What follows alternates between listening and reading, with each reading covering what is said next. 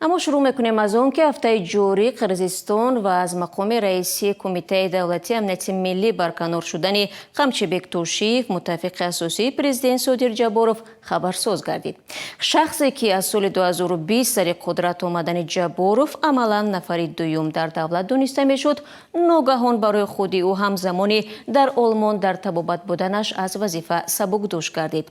دوام 3 روز اخیر در ساختارهای حکومت و نهادهای قدرتی قرقیزستان شخصانی که آنها را آدمان توشیف مینامند از وظیفه‌هایشان برکنار و برخی حتی به حبس گرفته شدند. در قرقیزستان چی می‌گذرد؟ به این سوال همکارم خرامان بقازاده پاسخ می‌دهد که پیش از برنامه با او در این باره یک صحبتی داشتم. روز سیوم بعد از برکناری قمچبک توشیف استعفاها ادامه کرد و امروز رئیس پارلمان نوрлан турғунбек улу گفت که با اختیار خود از مقام رئیس جگرگو کنش کنار می رود. турғунбек улу گفت که نباید اسم او را به توشیف پیوند داد و در پس منظر تغییرات جدی سیاسی در کشور او به قرار آمد که کرسی را اختیاری و به گفتش بدون ماجرا و کج‌فهمی ها خالی کند.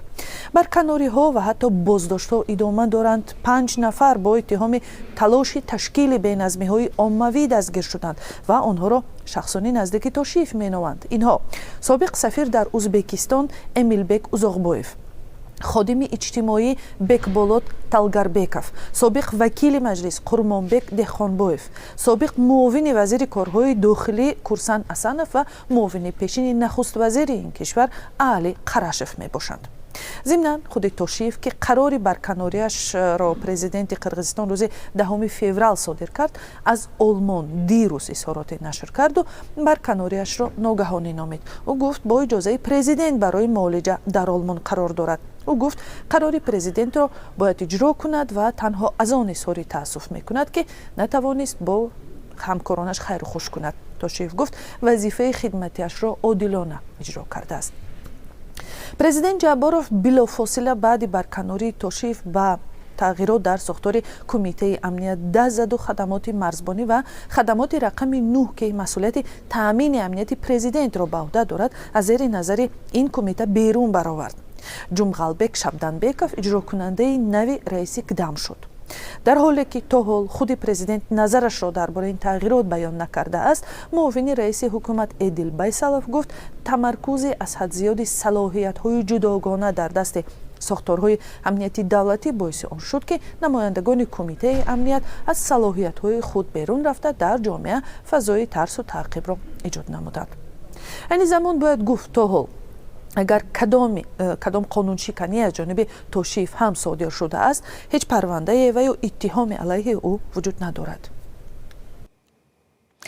توشیف و جبارov متفقان نزدیک در حکومت دانسته می شدند، از جمله در دوره نزاعی پرخشونت در سرحد قرقیزستان و تاجیکستان سالهای 2021 و 2022 و مذاکره ها برای امضای سازشنامه مرزی با دوشنبه بسیار مهم بود.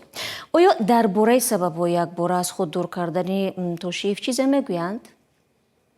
اول ماه فوریه در قرقیزستان بحث اطراف مهلت صلاحیت های پرزیدنت برخاست و 75 سیاستمدار یک مراجعت نامه در این زمینه قبول کردند. آنها گفتند جبارov بر اساس کانستیتوسیای پیشینه انتخاب شد که مهلت 6 ساله و یک دفعینه رهبری را پیش بینی میکند. بعداً کانستیتوسیای اصلاح شد و 2 مهلت 5 ساله سر کار بودن پرزیدنت را اجازه داد. در پس منظر این بحث تقسیم قدرت در میان 2 دوست هم صدا داد. تنش بالا می رود و نامه 75 نفر ظاهرا نقطه آخرین شد. معلوم نیست در این بحثان نقش خود توشیف چی بود، ولی این نفران را طرفدار او می نامند. در دوره توشیف ساختارهای امنیتی اشتراکدار فعال حیات سیاسی شده ضد سیاستمداران مخالف حکومت، تاجران و ژورنالیستان و حامیان حقوق مبارزه به راه مانده شد. توشیف در حیات جمعیتی خود را همچون یک سیاستمدار فعال هم نمایش میداد. حالا معلوم نیست بعد این با خود توشیف چی می شود. از جمله معلوم نیست تا کجا این حالت او را به مخالف پرزیدنت تبدیل می دهد و یا او واقعا هم به سرنوشتش تن می دهد. خب میبینیم که چی میشه و تشکر. خرامان بقازاده بود با آخرین تحولات در قرقیزستان. ضمناً چند لحظه پیش مарлен مامتалиев رئیس جگرگو کنش یا خود پارلمان قرقیزستان انتخاب کردید. салом, агар хату хабар мехоҳед мо дорем. навиди бомдодӣ, сархати хабарҳо, ахбори Тоҷикистон ва ҷаҳон, гузоришҳо ва таҳлилҳо.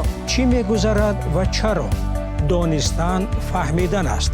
замима ё апи моро бигиред.